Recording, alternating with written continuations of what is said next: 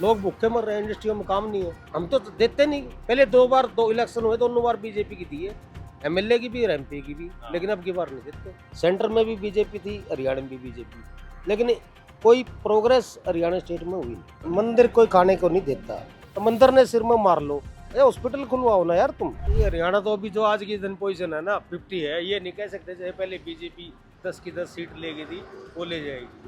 क्या लगता है? कंपटीशन है, जो पहले 10 सीट बीजेपी जीत गई ना, अब की बार ऐसे नहीं जीत सकती। क्या दिक्कत है? बीजेपी ने क्या नहीं किया इस बार? करा है कुछ नहीं है, कुछ भी नहीं।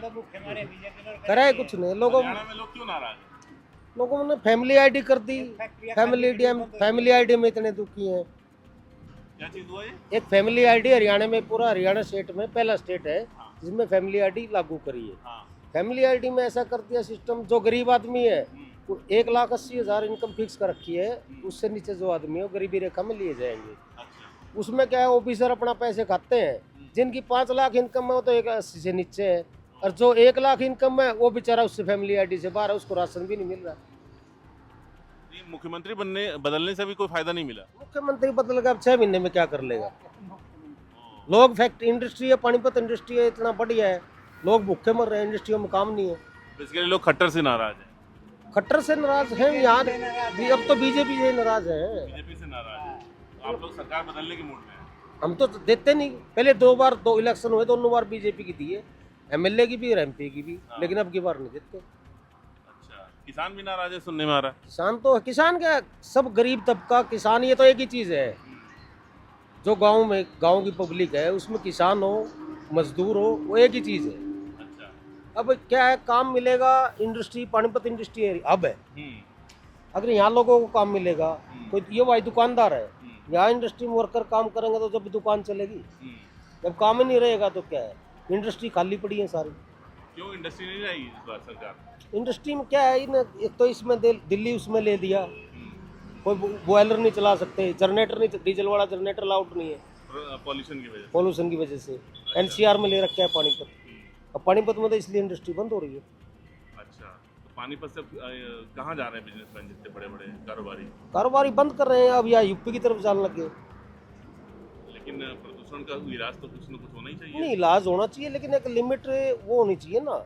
अगर गवर्नमेंट ये कह रही है भाई गैस से चालू करो, कोई प्लांट लगाओ ऐसा, अब सब इंडस्ट्रियों में गैस सप्लाई कर दो। गैस सप्लाई नहीं करी, जनरेटर बंद है, इंडस्ट्री बंद है। लेकिन हरियाणा में तो ज़्यादातर जो लोगों का जो जीने का जो जरिया है वो तो खेती किसानी है।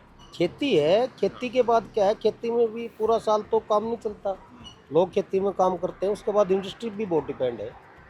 अच्छा, लेकिन वो तो बड़े बड़े शहर जो है ना, सोनीपत, पानीपत, ये सब, लेकिन बाकी जितने भी ये हमारे से पानीपत 10 किलोमीटर है। हाँ। मोस्टली ये 80% इंडस्ट्री पे डिपेंड करता है।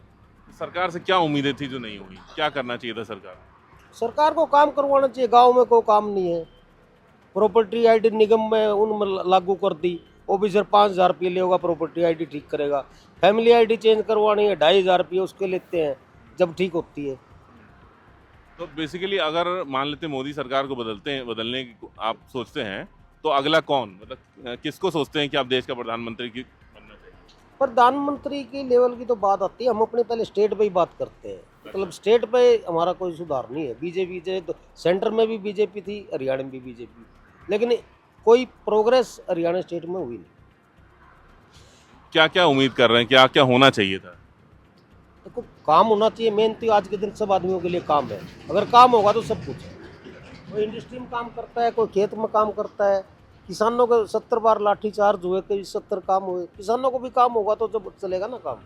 तो किसानों पर जो लाठीचार्ज हुआ उसका जो है वो लोग बदला लेंगे इस चुनाव में। हाँ, क्यों नहीं लेंगे, क्यों नहीं। हर एक आदमी लेगा, गरीब आदमी उसको काम नहीं मिलेगा वो भी चाहेगा भाई सरकार ने क्या कर दिया हमारे लिए। लेकिन सरकार तो किसानों के लिए 3 कानून ला करके नया करना चाह रही थी, हालांकि उसको बाद में वापस ले लिया। गलत थे जब तो लिया, अगर ठीक होते तो कौन लेता। तो एमएसपी चाह रहे हैं बेसिकली। होना चाहिए। आप कहाँ से? हरियाणा से ही है? हरियाणा से जी। आप ये क्या- बड़े भाई साहब हैं। अच्छा। एक ही बात है जी। हाँ ठीक है, मतलब लेकिन अगर आप प्रधानमंत्री देखना चाहते हैं तो किसको देखना चाहेंगे? है जी, जो लोगों ने रोजगार दिया है। नहीं, इतने सारे तो बड़े चेहरे दिख रहे होंगे आपको। अगर मोदी जी प्रधानमंत्री नहीं तो दूसरा कौन? जो विकास कर सके देश का, रोजगार देश का, हर एक को खुश रख सके, स्वास्थ्य सेवा ठीक कर सके। और मोदी तो 10 साल हुए, देख भी लिया, मौका तो और तभी देना चाहिए, पता लगा वो आगे कौन है, कौन कर सका है। तो आपको क्या लगता है आम आदमी पार्टी को भी मौका देना चाहिए यहाँ से, हरियाणा से? देखो जो देश को आगे ले जा सके उसको सभी को मौका देना चाहिए। चाहे कोई लेकिन भी हो। आम आदमी पार्टी से तो अभी केजरीवाल तो फंसे हुए हैं। देखो जी वो तो उनका वो है, जो गलत कराया फंसेगा भी। अच्छा, लेकिन बीजेपी से नाराज है। बीजेपी ने किया क्या जी, आप बताओ क्या किया, आप ही बता दो क्या किया। सड़कें बहुत अच्छी अच्छी दिख रही हैं। सड़कें खाने को बढ़ा देंगी, किनारे खड़ा हूं सड़कें खाने को बढ़ा देंगी। जब रोजगार ही नहीं रहेंगे, इंडस्ट्रीज नहीं रहेंगी, सड़कें किस काम की आएंगे। यार आप कह रहे हो सड़कें की, पानीपत है, पानीपत का आदमी अगर कहीं भी जाता है तो 5 टोल टैक्स लगते हैं। अब पानीपत से हम दिल्ली जाते हैं, मूर्थल टोल टैक्स है। पानीपत से बाहर निकलते हैं, पानीपत में टोल टैक्स है। करौंडे से आगे जाते हैं, करनाल जाते हैं, 200 रुपये टोल टैक्स है। इसराना रोहतक जाना है, वहाँ टोल टैक्स है। यूपी में जाएंगे जब टोल टैक्स है। तो टोल टैक्स के लिए तो गडकरी जी बता रहे हैं कि हम जीपीएस नहीं, सिस्टम को शुरू करेंगे। गडकरी ने कम तो 1 लगेगा। साल पहले किया था, 60 किलोमीटर में 1 होगा, रिजल्ट क्या 0।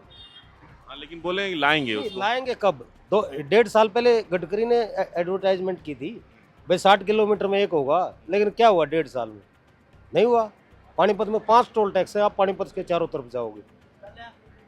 और सबसे पहले भी आप पत्रकार हो, हम तो ये कहते हैं जैसे दिल्ली से चलते हैं, दिल्ली से जाके चंडीगढ़ तक रास्ते में किसी का कोई एक्सीडेंट हो जाए, जैसे एम्स जैसे हॉस्पिटल है ना, वो पानीपत से और चंडीगढ़ तक कम से कम 3 होने चाहिए। कोई आदमी बीमार होता है, कोई एक्सीडेंट होता है, उसको इमरजेंसी में जाते ही इलाज मिल जाए।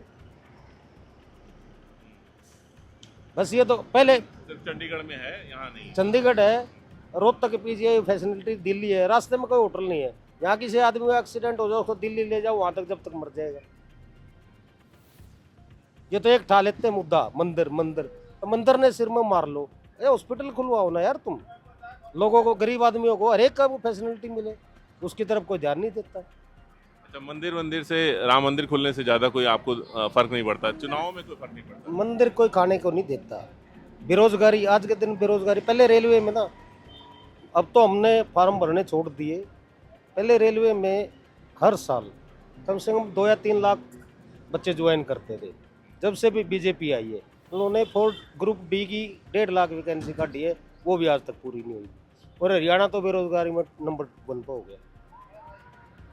बेरोजगारी बड़ा मुद्दा है इस बार, और किसान नाराज हैं। हाँ, बच्चे भूखे मरे, क्या करेंगे? बच्चे तंग हो गए पढ़ के। ये कहते भाई हम नौकरी दे रहे, तुम 5 साल में जो गवर्नमेंट 1 लाख में 1 लाख बच्चों को 1 साल में नौकरी देती थी, वो 5 साल में 1 लाख को दोगे तो बेरोजगारी तो अपने आप होगी। लेकिन सरकार तो कह रही है कि नौकरियां तो बहुत सारी दी हैं उन्होंने। तो आपने पता है, हमने पता है कितनी दी है, और खासकर जिनके बच्चे पढ़ रहे हैं उनको जरूर पता है कितनी नौकरी दी है और कितने बच्चे खाली घूम रहे हैं। अच्छा, हरियाणा और पंजाब में ज़्यादातर बच्चे बाहर पढ़ने क्यों चले जाते हैं? बाहर एजुकेशन हब इतना नहीं हो चुका है बाहर, इसलिए अब यहाँ से कोचिंग लेनी है। दिल्ली मुखर्जी नगर में जाके लेते हैं बच्चे, कोचिंग सेंटर है उनका, गवर्नमेंट का कोई इफेक्ट नहीं है। अपनी मन मर्जी है पैसे लेते हैं। 1 लाख रुपये फीस कर दी, कोचिंग सेंटर वाला 1 लाख लेगा ना, कोचिंग प्रॉपर दे सकते बच्चों को, इसलिए बच्चे दिल्ली जाते हैं मुजफ्फरनगर। तो बेसिकली इस बार आप लोगों के लिए सरकार बदलने का मेन कारण ये है क्योंकि जो है महंगाई बहुत बड़ा है, किसानों का मुद्दा बहुत सारे हैं, किसानों का मुद्दा है, बेरोजगारी है, बहुत चीजें हैं।